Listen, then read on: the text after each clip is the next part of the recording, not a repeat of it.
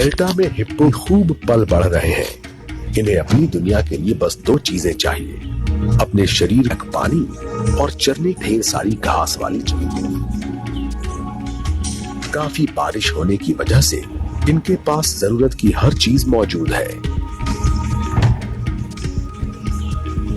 Hippo अपने हमलावर तेवर और चिड़चिड़े स्वभाव के लिए मशहूर है और अफ्रीका में शायद ये नाइल के मगरमच्छ से भी ज्यादा लोगों को मारते हैं। नरों का वजन 300 किलोग्राम से भी ज्यादा होता है और ये आक्रामक जीव अपने इलाके की हिफाजत करते हैं।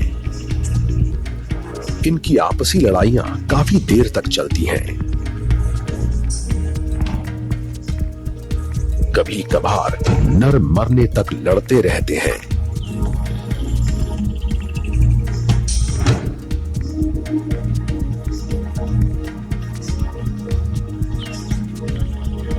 लेकिन नदियों के सूख जाने पर इन्हें धूप और गर्मी और भूखे शिकारी जीवों दोनों से बहुत खतरा रहता है।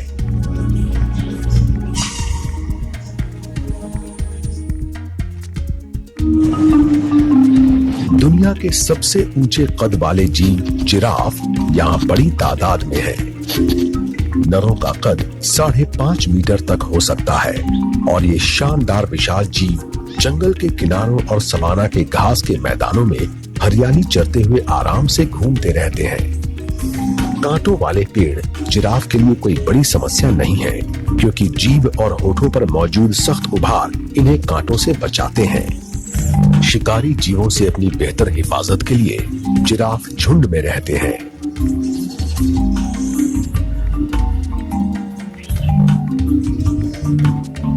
ये निश्चित इलाके में रहने वाले जीव नहीं हैं और इनके झुंड का कोई लीडर भी नहीं होता। मादा जिराफ अपने बच्चों को अकेले ही पालती है और इनके जोड़े जिंदगी भर कायम नहीं रहते। सिर्फ पानी पीते समय ही जिराफ को शिकारियों के हमले का डर रहता है।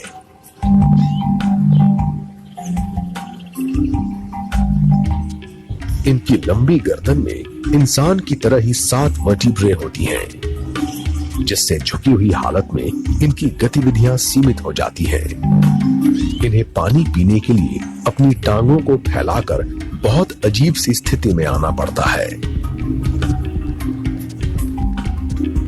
इस स्थिति में शिकारी इन पर हमला कर सकते हैं।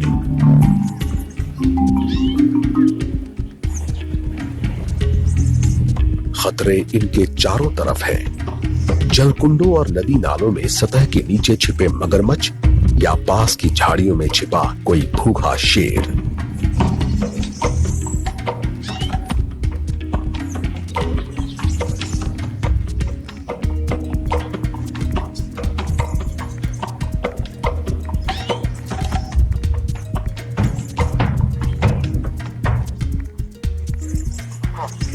जिराफ खतरों से बहुत अच्छी तरह वाकिफ है। ये नदी के किनारे ज्यादा वक्त नहीं बिताते और फटाफट पानी पीकर निकल जाते हैं। प्यास बुझाकर ये नजदीकी पेड़ों के पास जाकर फिर से खाना शुरू कर देते हैं। इस खूबसूरत जगह पर ज़ेब्रे और इम्पाला खूब पलते बढ़ते हैं। यहाँ इनके चरने के लिए काफी कुछ है और अगर ये दलदल के किनारों पर सवाना के मैदानों में ही टिके रहें तो बढ़ते हुए जल स्तर से भी निपट सकते हैं। नदी नालों को पार करते समय पानी इनके लिए खतरनाक हो जाता है। बबूलों और इम्पाला को अक्सर साथ साथ खाते और चरते हुए देखा गया है। इनका भोजन अलग अलग है, इसलिए दोनों में कोई मुकाबला नहीं है। बबूल काफी दूर तक देख सकते हैं और ये अक्सर शिकारियों पर नजर रखकर चेतावनी देने के लिए पेड़ों पर संतरी तैनात रखते हैं।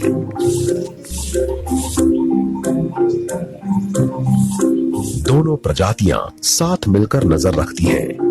ये परस्पर फायदे वाला रिश्ता है और इससे इन्हें खतरों पर निगाह रखने के लिए ज्यादा आंख कान मिल जाते हैं। ये नाइल के मगरमच्छों के शिकार का इलाका है। इन नदी नालों को पार करने वाला कोई भी जीव पानी के सबसे ऊंचे दर्जे के शिकारी से सुरक्षित नहीं है।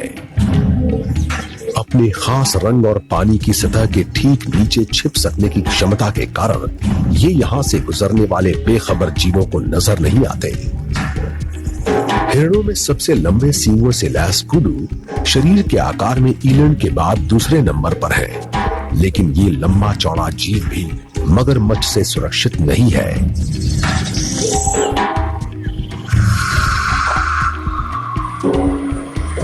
घबराए हुए कुडू ये देखने की कोशिश कर रहे हैं कि पानी की सतह के नीचे कोई खतरा है या नहीं।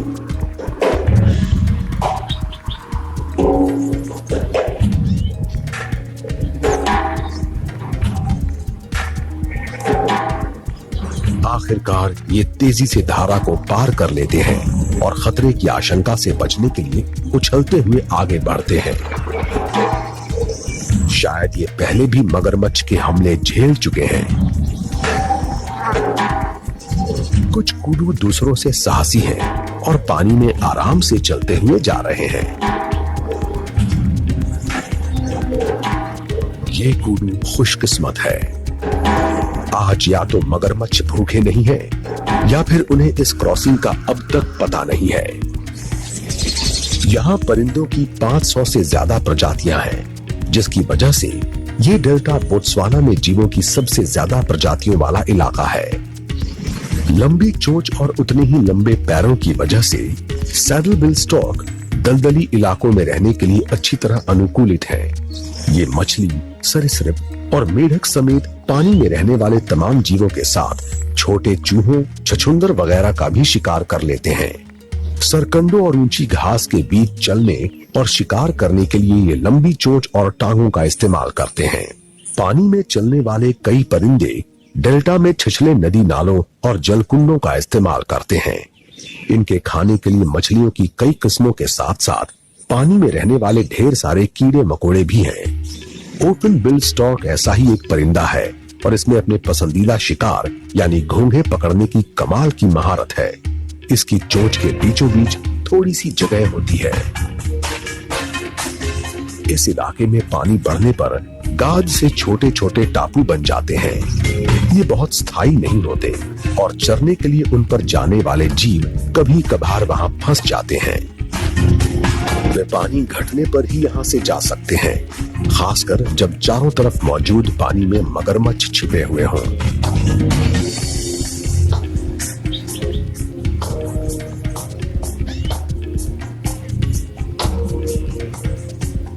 टापुओं पर फंसे हुए जीव वहां का सारा चारा सफा चट कर देते हैं और इससे टापू की कैद से निकलने तक उन्हें भूखा रहना पड़ सकता है।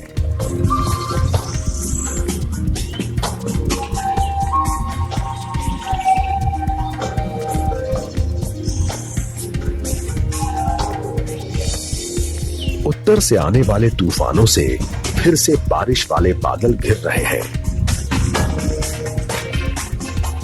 पानी का स्तर अब भी बढ़ रहा है और तूफानों की वजह से और बारिश होने पर इसका बढ़ना जारी रहेगा।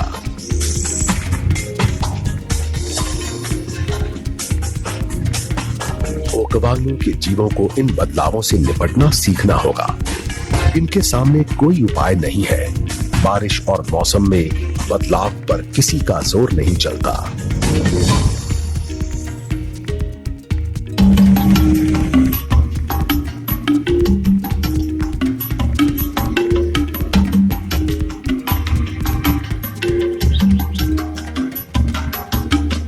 दोपहर ढल रही है और प्रमुख मादा चरने के लिए अपने झुंड को पानी के किनारे ले आई है।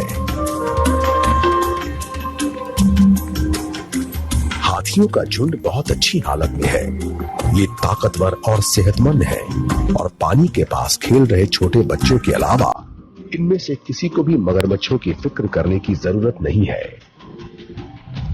हाथी अपनी संतानों की सुरक्षा के लिए सतर्क रहते हैं और इनके बच्चे 2 साल तक अपनी माओं के साथ रहते हैं। प्रमुख मादा अपने अनुभव से झुंड की माओं और बच्चों को खतरों के बारे में सिखाती है।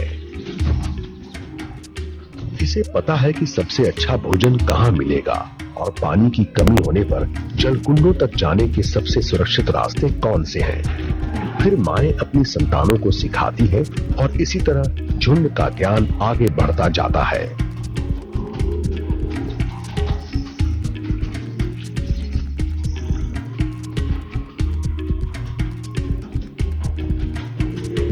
हाथियों का आपस में बहुत गहरा रिश्ता होता है, खासकर इसलिए कि झुंड में सभी रिश्तेदार होते हैं। झुंड में सदस्यों की संख्या 24 तक हो सकती है और इनकी सभी गतिविधियां प्रमुख मादा के इशारे पर होती हैं।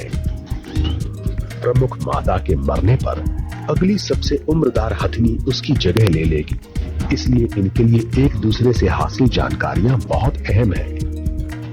हाथी के बच्चे अपने झुंड में बिल्कुल सुरक्षित हैं और ये अपना पूरा दिन मजे से खेलने और हाथियों के तौर तरीके सीखने में बिताते हैं।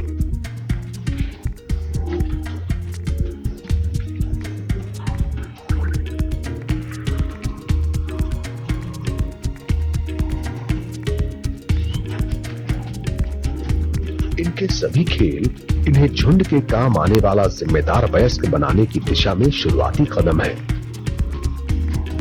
नदी के किनारे पर प्रमुख मादा और अन्य माएं खास तौर पर सतर्क रहती हैं। अपने बड़े आकार के बावजूद बच्चों को मगरमच्छ के हमले का खतरा रहता है, खासकर बड़े मगरमच्छ के। बच्चों के गहरे पानी में गिरने का भी खतरा रहता है।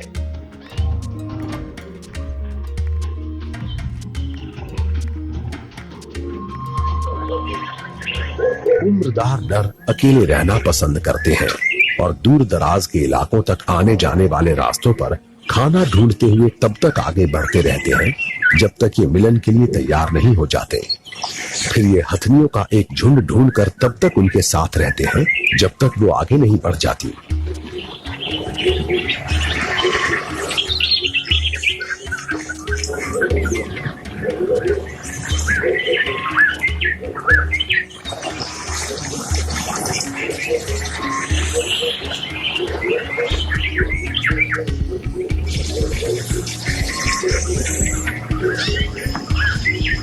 हथनियों के झुंड में कम उम्र के नर भी अपने परिवार के साथ रहते हैं, लेकिन ये किशोरावस्था तक ही यहाँ रह सकते हैं और फिर इन्हें झुंड से निकाल दिया जाता है। इनकी टीनेज वाली शरारतें झुंड के अन्य सदस्यों के बर्दाश्त से बाहर हो जाती हैं।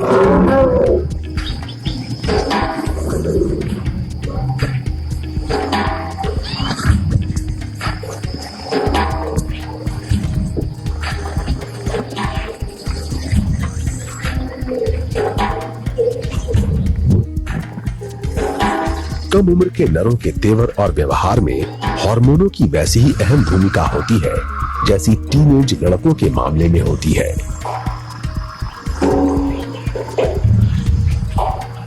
किशोरावस्था में पहुंचते ही छोटे नर उद्यमी हो जाते हैं और इनमें लैंगिक परिपक्वता आने लगती है और ये अन्य बच्चों से लड़कर आमतौर पर शांत रहने वाले माहौल में हंगामा खड़ा कर देते हैं।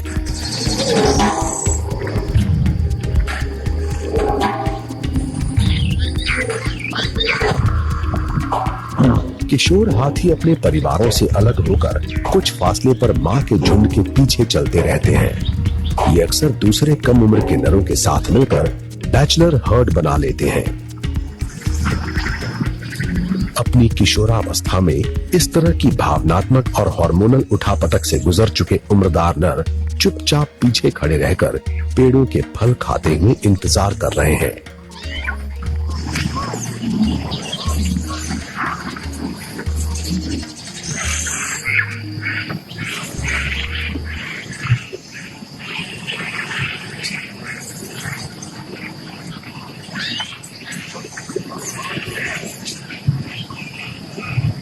छोटे नर आखिरकार उनके पास पहुंच जाते हैं और फिर इनके बड़े होने और ये सीखने की लंबी प्रक्रिया शुरू होती है कि असली बड़े नरों जैसा व्यवहार कैसे करें।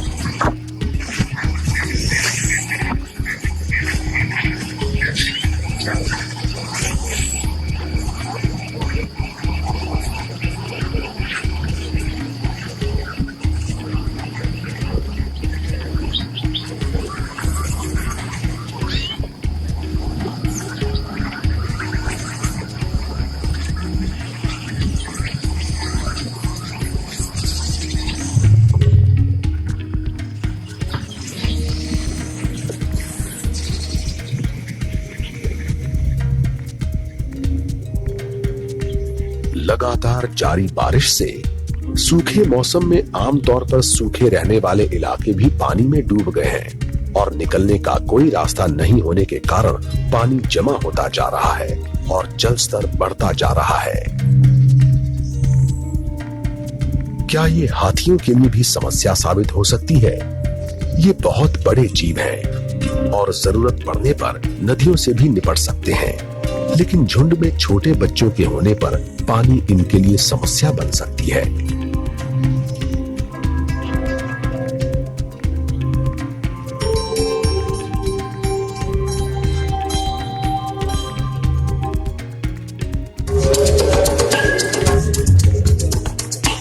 फिलहाल काफी हरियाली है और यहाँ रहने वाले सभी जीवों के लिए काफी भोजन मौजूद है। ये बढ़ते हुए पानी के मुताबिक ढल जाएंगे और अगर इससे दिक्कत हुई तो उससे निपटना भी सीख लेंगे।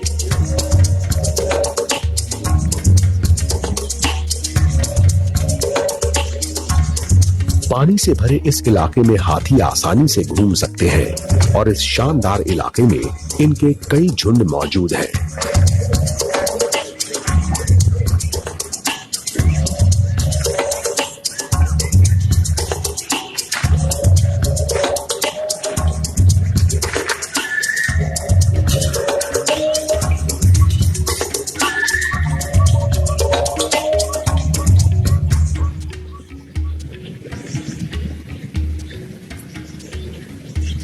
हाथी तैरने में माहिर होते हैं।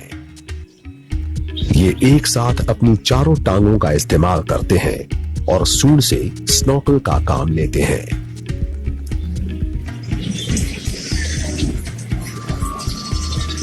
इनका विशाल शरीर फ्लोटेशन डिवाइस की तरह काम करता है और ये काफी दूर तक तैर सकते हैं।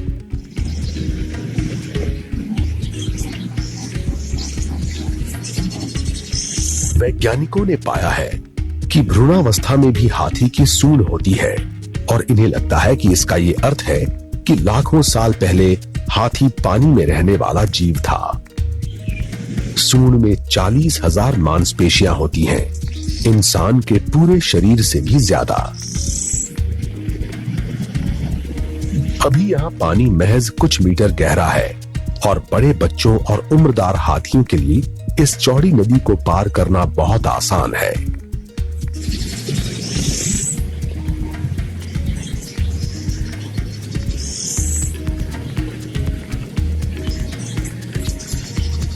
ये इतने ऊंचे हैं कि अपने शरीर की महज आधी ऊंचाई तक पहुंचने वाले पानी से होकर आसानी से गुजर सकते हैं। नदी के पार जब घास ज्यादा हरी भरी हो और हाथी वहां जाने का फैसला कर ले तो शायद ही कोई ताकत इन्हें रोक सकती है।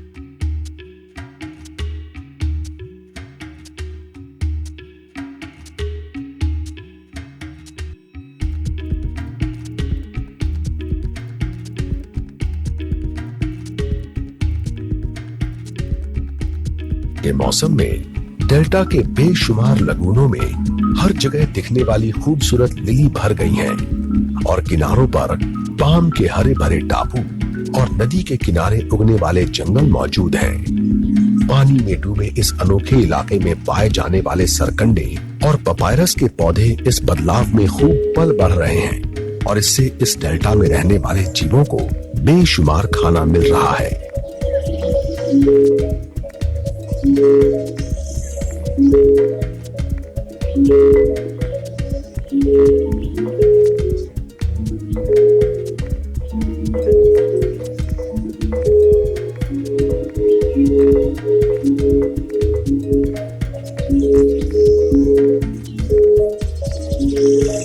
पेड़ भी खूब फल फूल रहे हैं और इनसे छांव और चारा मिल रहा है।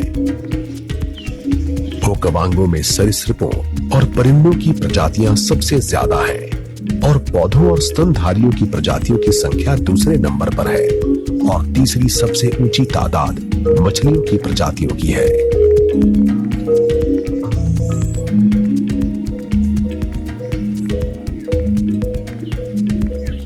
ओकावांगो डेल्टा के गेम रिजर्वों में दक्षिणी अफ्रीका में जीव जंतुओं की सबसे ज्यादा प्रजातियों वाले कुछ इलाके हैं और इसकी तुलना ईस्ट अफ्रीकन रिफ्ट वैली के बेहतरीन सवाना से की जा सकती है। जिराफ हमेशा नजदीकी रिश्तों वाले झुंड में नहीं रहते और ये अकेले रहना पसंद करते हैं, लेकिन खाने की बहुतायत होने पर ये बड़ी तादाद में इकट्ठा हो जाते हैं। अपनी लंबी गर्दन से ये पेड़ के ऊपरी हिस्से पर पनप रही नाजुक टहनियों तक भी पहुंच जाते हैं।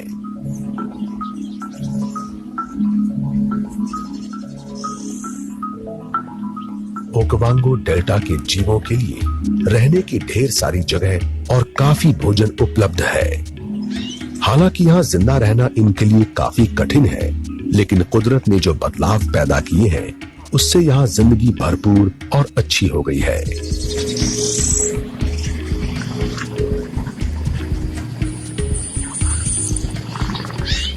ये दुनिया के सबसे अनोखे और सबसे खूबसूरत इकोसिस्टम में से एक में रहते हैं।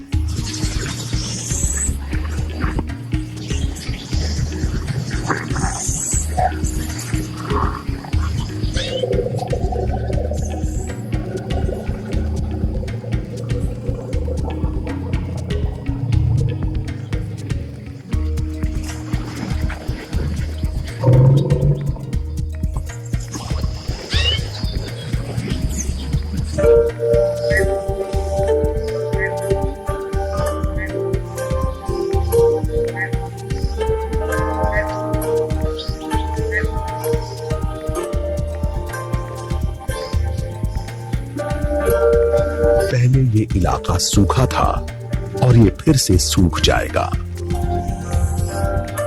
ये बदलाव उस चक्र का हिस्सा है जिससे ये डेल्टा लगभग हर सदी में गुजरता है।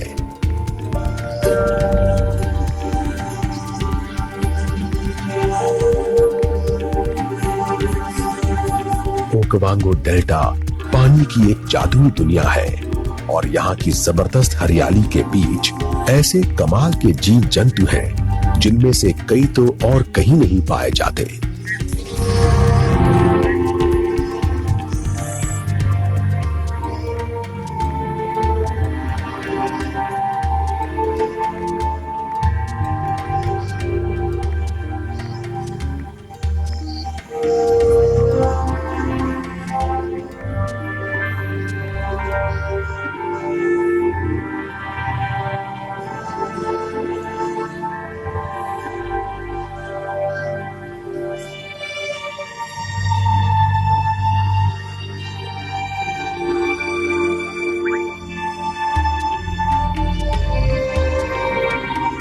इस जानकारी से इस जगह का अनोखापन और इसकी खूबसूरती दोनों बढ़ जाती है कि उत्तर से आने वाला अरबों लीटर पानी कभी समंदर तक नहीं पहुंचेगा। वो पानी कालाहारी रेगिस्तान के रेतीले इलाकों में पहुंचकर भाप बनकर उड़ जाएगा, लेकिन उससे पहले वो ओकावांगो डेल्टा कहलाने वाले इस अजूबे इलाके की प्यास बुझा कर जाएगा। ये सालाना बाढ़ इस डेल्टा के लिए सामान्य बात है और इसी वजह से इस इलाके की बनावट इतनी अनोखी है।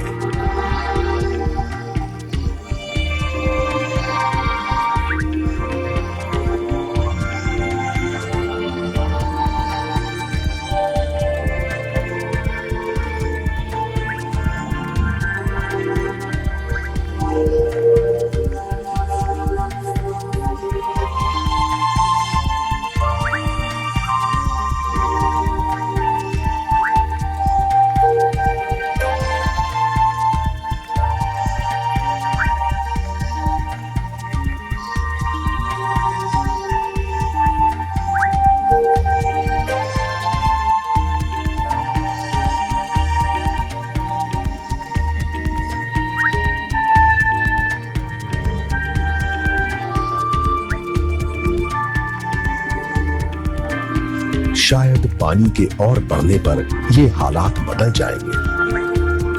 लेकिन मौसमों की तरह ये भी मुमकिन है कि यहाँ एक और बदलाव होगा और शायद पानी फिर से कम हो जाए।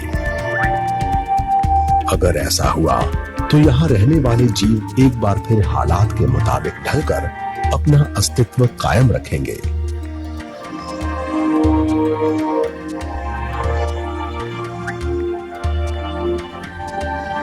ओकावांगो डेल्टा में चाहे जो कुछ भी हो, यहाँ मौजूद खूबसूरती हमें दिखाती रहेगी कि कुदरत कितने नए नए तरीके ढूंढ सकता है और इस पृथ्वी पर रहने वाले जीव जंतुओं के साथ हमारी दुनिया कितनी खूबसूरत हो सकती है।